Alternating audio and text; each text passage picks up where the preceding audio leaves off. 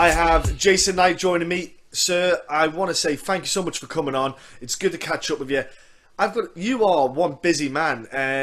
You signed up to the UFC and you didn't stop fighting. You averaged just over every 3 months you had a scrap. That's pretty good going in like 2 years. You smashed it. Was that the plan, just to be active, or is it just the way the fights kind of fell into you? Man, that's always the plan. Before the UFC, I probably fought 5 or 6 times a year. I was 16-1 coming into the UFC, and most of those fights were, within, each year it was probably 4 or 5 fights a year, and I just try to stay as active as I can because this is what I love to do. The more time that I'm not fighting, I'm not having fun. Yeah.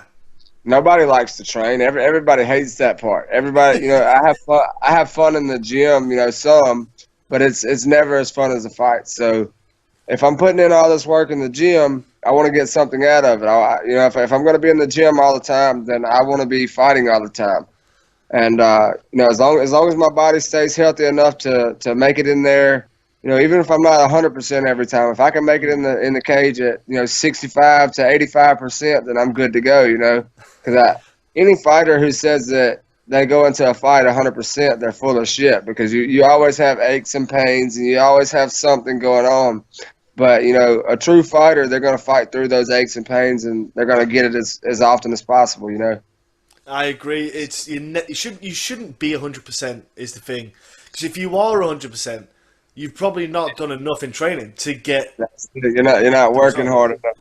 Yeah, exactly. You're cutting corners when the coach ain't looking. You're doing half reps. Yeah. I'm upset it took so long to get back in there this time. I could have had one fight in between now and the fight that I'm about to fight. Yeah. The last fight that Brandon Davis fought, I can't remember the guy's name, but Brandon Davis went out there and TKO'd the guy. I think no, he didn't TKO. It was a decision. But anyways, Brandon Davis kicked the guy's ass, and they had called for me for that fight. Oh, and okay. I hadn't been training like I was supposed to. I was taking some time off, spending time with my family, and thank God, my coach turned it down for me because he knew not to call me. He knows if he calls me, I'm gonna. If it's 2 weeks' notice, I'm going to go. But, they gave that fight to Brandon Davis. But, hopefully after I go out here and get my hand raised, and, we'll get back to that being real active, I was going to say, did you find, though, that maybe fighting that often, you were maybe getting that small break to let your body maybe recover a little bit from maybe niggles, or also work on a couple of little things? Because obviously fight camp, you kind of focus on getting yourself ready for the fight, but you do need a bit of time to maybe evolve yourself a little bit and just to add stuff to your game. Have you had that now that you've had a little bit of time? Yeah, man, I've had plenty of time to add stuff to my game. What sucks is the Ricardo Lamas fight, I got caught. I didn't get to show the things that were added to my game. And then the Benitez fight, I wound up with strep throat the week before the fight, and I made the mistake of getting antibiotics, and the antibiotics, halfway through the first round, I gassed out. And, I didn't get to showcase any of the skills that I worked on for those 2 fights. But, now I've had a lot of time to add extra stuff to that. And, I'm excited to go out here and showcase my skills. But, the reason I like to stay active, I'm one of those fighters that if I don't have something to look forward to, then it's easy for me to go sit on the couch. It's easy for me to it's easy for me to go enjoy time with my family and have my fun outside of the cage and outside the gym. But as long as I'm staying active, I'll stay in the gym. And that's really what I like to do. I like to stay as active as possible. Cheese and then barbecue. And so then you've got this fight coming up, like you said, in Liverpool. Makwan, who's not an active guy. He's like the polar opposite of you. He fights like once a year. He's like, but he's got flair. When he fights with flair. Obviously confidence. Looking at this fight, your grappling is something that people probably won't understand that well. I've noticed. I followed you obviously prior UFC, but you're grappling something that's high level. You've got Mr. Alan Belcher, I imagine, to thank for that. But is this something that you're obviously not wanting to apply, but you can easily apply this on a fighter like this who might want to try and use that? Man, I'm going to go out here and I'm going to grit my teeth and go forward. You know, I'm going to try to move around a lot more than I normally do. Try to, work the head movement, work the angles, and try not to get hit as much. But, we're prepared for him to try to take the fight to the ground. And, I want to keep it standing because I think my stand-up is better than his. Yeah. I'm going to try to stop the first few takedowns. I think if I stop, 3 or 4 takedowns, then he's gonna start to get discouraged, and then I can take over the fight. But if we do hit the ground, I know that down there I'm better than he is. I believe that I can really be more aggressive on the ground. But the game plan is just to go in here and be super aggressive and relentless the whole fight. And no matter where it goes, I'm going to constantly be hitting him. I'm going to constantly be throwing up submissions. I'm going to be in his face, never give him a chance to breathe, no matter what. The plan is to smother, and see if he can hold up to it. If he can't hold up, then we're going to watch him break and watch him fold. And I'm going to have a lot of fun in Liverpool if that happens. And obviously, you said before about Brendan. I noticed as well, like his style too. You just mentioned it. It's smother, pressure. Is this something that your gym kind of encourages your style, or is this just the fact that you guys yourselves naturally turn into like that? When you spar, that's just the way you fight. It's just the way it feels natural. Or like you say, is it the coaches that train you that way?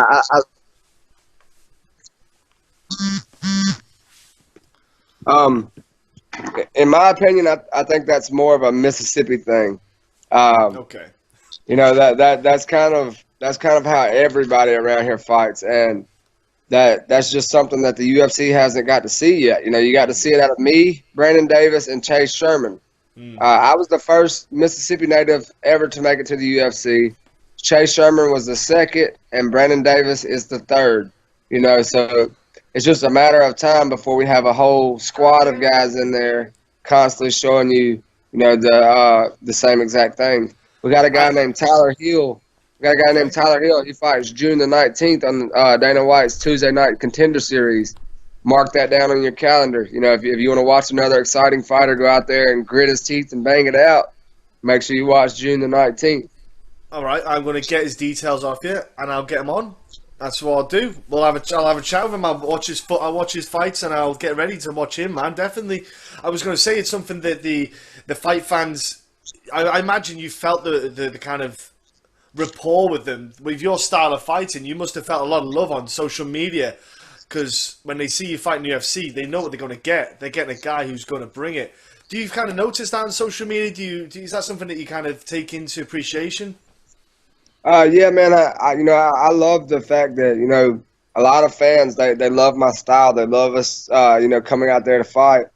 The only thing I don't like, you have some fans that are true fans that will be there no matter what. Yeah. And then you got those guys that as soon as you have one bad thing happen, or say for instance, I've lost my last 2 fights. Some of the same guys that were trying to kiss my ass 6 months ago, now they're like, I don't know if he's going to be able to make it. You one more loss and blah blah blah. Like, man, kiss my ass. If you're not a true fan all the time, then don't even bother me whenever I'm on top. If I'm on top, I don't want to hear from you.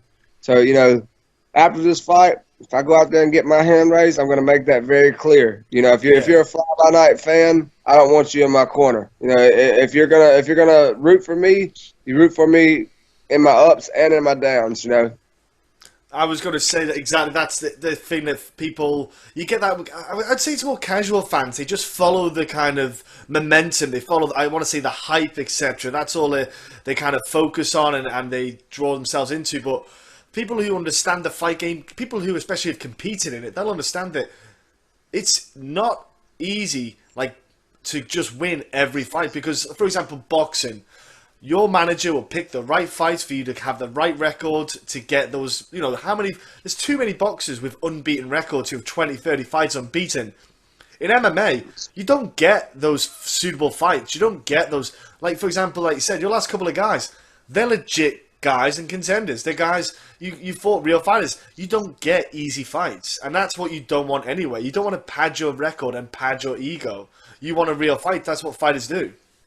Yeah, man. The way I look at it is, if they call my coach, if my coach agrees on the fight, there's no reason to call me. As long as they agree. I don't care who it is. I don't care what their record is. I don't care what rank they are. Just give me the fight. I'm here to fight. I'm here to do what I love. And the way I look at it, anybody that you underestimate, they're most likely gonna make you pay for it in one way or another. In this sport, anything can happen at any given moment. You get hit with one punch, the wrong punch, it'll knock you out. The wrong kick, knock you out. You go in for a takedown, get caught in a choke, you get choked to sleep. Anything can happen. So, the way I look at it, if I'm taking easy fights, how the fuck am I going to prepare for when I finally have a hard fight? Yes, that is true. That is exactly the point. And coming up to this fight, a guy again, like I say, he doesn't fight often, but he's a guy who has got good skills. He's got a good skill set. He's proven it himself. But do you think sometimes as well with this, he's got that kind of the SBG kind of name of him that maybe some people kind of let that get in the head? I don't know why people do, because he's not. It's not like you're fighting Conor McGregor. You're fighting one of his teammates, so to speak. Do you think that sometimes bothers people when they fight him or fight guys from that gym? It kind of gets in their head. Yeah, I mean, I think that that would probably get in some people's head, but the way I look at it is, I don't give a damn what gym he's from. I don't care if his name is Conor McGregor. I'm going to go out here. I'm going to grit my teeth, and I'm going to go forward the same way as I do anybody else.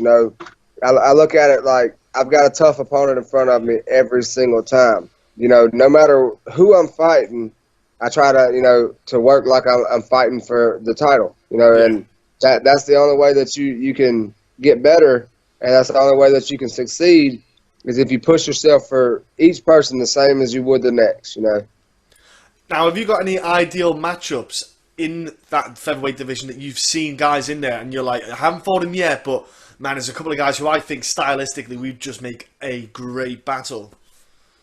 One I've always said that I think would be a great battle was the Korean Superboy. Another I think that would be a really fun fight would be either Cub Swanson or Jeremy Stevens. Guys like that. I know that right now it's way out of my reach for Cub Swanson, Jeremy Stevens, or even Brian Ortega.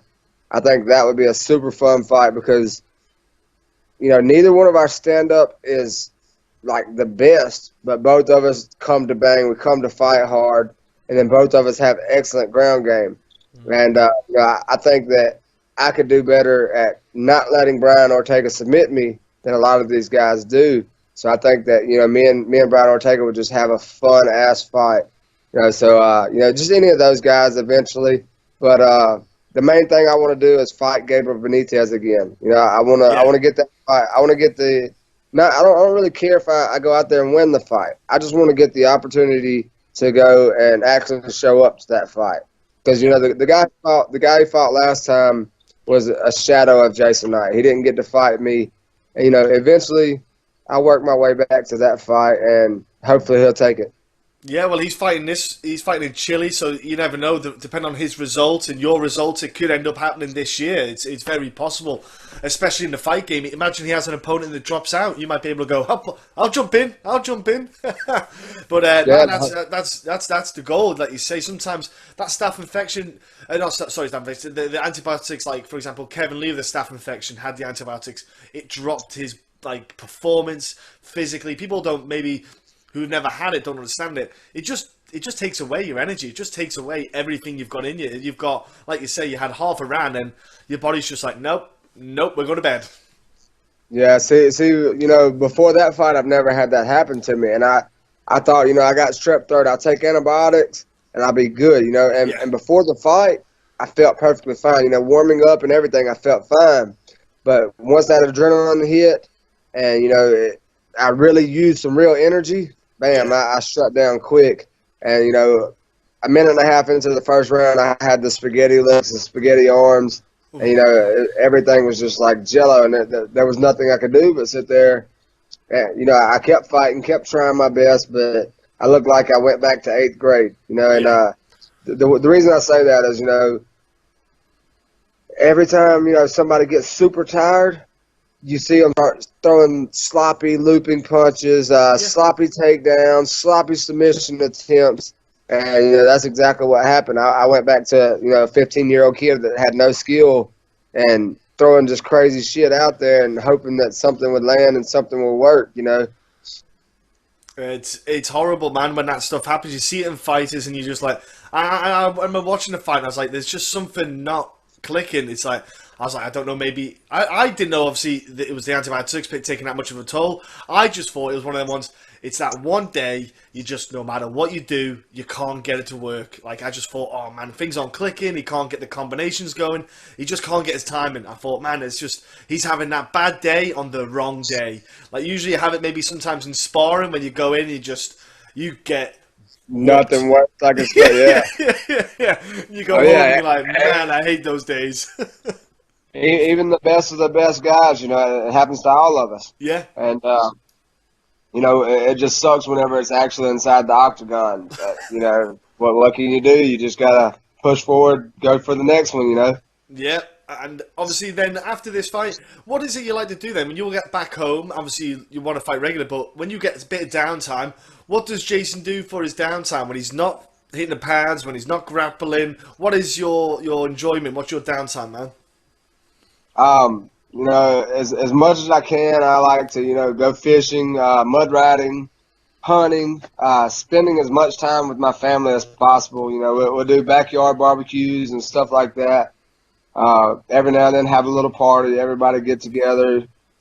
Usually after every fight, I'll throw a big get together. We'll have, win or lose, we'll have a big cookout. Everybody come over, drink some beers and stuff like that. But, my main thing that I love to do whenever I'm not fighting is trying to get in some family time, because whenever you have a training camp coming up, that's the main focus. You don't have to, you're not able to have your family as your main focus. They're kind of secondary. And, that sucks not being able to have your family as your main focus. So, I try to make sure that, for at least about a month, I try to make them my main focus and, train in between, make training secondary. And you said fishing, buddy. Are you a fly fishing? Do you go out out in the open water? What kind of fishing do you like to do? But yeah, like I said, I like to fish in the rivers. We'll go bass fishing, cat fishing. I know you've probably never heard of limb lines. Limb lines? Okay. I'm doing a bit of fishing, but not limb lines. Go on. Okay. What it is, you know how you got tree limbs hanging out over the water? Yeah. What we'll take, and tie a stationary line, a weight and a hook and everything to that tree, drop our bait, and we'll set probably 50 of those.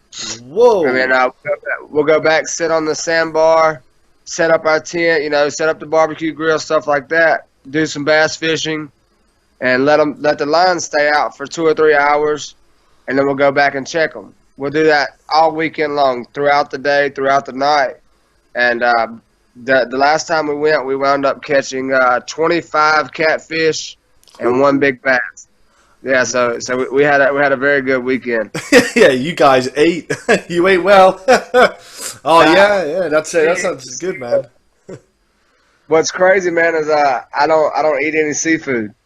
I don't me either. or my brother, we anything that comes out of the water, we don't eat it. But we love fishing. We just every time we catch them, we give them away. I'm the same. I love fishing. It's coming up to mackerel season, so we'll go up. We'll get out there, out over the bay, and we'll just go out mackerel. I remember me and my friend went once, and we could probably caught close to 100 mackerel. And what do? Catch them, throw them back in, and we had like a load of sea lions just baiting, waiting for the fish to get thrown back in. Oh yeah, but we just love it. I don't eat them, but it's great, man. There's something about fishing. It's really it's great. That fishy taste, man, I just can't deal with it. Give me meat. See, whenever I was younger, when I was younger, we were always, really broke. Well, my mom worked at a catfish house, so every night for a few years we ate cold catfish, and now the smell of fish makes me sick to my stomach. I'm a meat. Give me meat and chicken, and I'm a happy man. That's all I need in my diet. Yeah, I'm a meat and potatoes kind of guy. Good stuff. That's what I like to hear. Jason, look, I'm going to let you get chilling out with your family, bit of family time before training. Before I let you shoot off, buddy, can you let people at home know your social media so they can jump on and give you a follow and stuff? Yes, Twitter is at Jason the Kid 23. Instagram at JTK the Kid. Snapchat is at JTK the Kid. And then on Facebook, it's my regular page is Jason Knight. If you send me a friend's request, I'm sorry, I have over 5,000 friends. They won't let me add anymore. Yeah. But go to my fan page, give me a follow. It's Jason the Kid Knight on Facebook. And I believe that's about all the social media I have. I think that's all of them anyway. Yeah. I mean, some people do other stuff, but me, that's all I got. That's good, bro. And sponsors, people have helped you out because they're big, man. They make a difference. Man, it's entirely too many on the back of this shirt to name out. So I'm gonna read them off the back of my shirt. Good idea. We got DCT. That is Diamond Colston Trucking. Thank y'all so much. Dreamers Construction, Kobe's Corner, the Fight Pack, Neolife Physical Therapy. Man, Neolife is incredible. It's a physical therapy place down here, and they make sure that all of our fighters are feeling tip-top. Heartland Official, that's actually a fishing sponsor that I just got, and they sent me some awesome fishing gear, so I'm super excited about that. My Nerdy Neighbor, they work on cell phones and stuff like that. They supported me. D1 is it's a strength conditioning place that they sponsored us, and they let me come out and do a lot of a good strength conditioning work there. Cool Smoking Vapors, E6 shop around here. R. James Construction, and Roots Salon. Man, if it weren't for all these guys, I probably wouldn't have ever made it to this fight. They've helped out so much to make sure that I've got everything done that I need to have done. So thank you so much. That's amazing, man. That's a great backing there. That's some great support. And then finally, give a shout out to your gym, training partners that have helped you in the fight camp and people like that, man. Obviously, your family are number one, but anyone else you want to give a shout out to? Yeah, man. Everybody at Alan Belcher MMA Club, all my training partners, all my coaches, thank y'all so much. I just went out and trained at the BMF Ranch with Cowboy Cerrone and a bunch of guys. He let me and my coach, Brandon Davis, come out for a week, and we got in some great work while we were out there. Thank y'all so much. I'll never be able to repay that debt, so thank y'all. And all my friends, family, and fans, I couldn't do this without y'all either. So thank y'all so much. Thank you for your time, Jason, and I'll see you in Liverpool, my friend. Have a great final week, and just have a great fight, man. It's going to be awesome. Yes, sir. Thank you so much for having me on the show. And anybody out there watching, make sure that you got your eyes peeled on the 27th, because I promise you, win, lose, or draw, I'm coming to do work.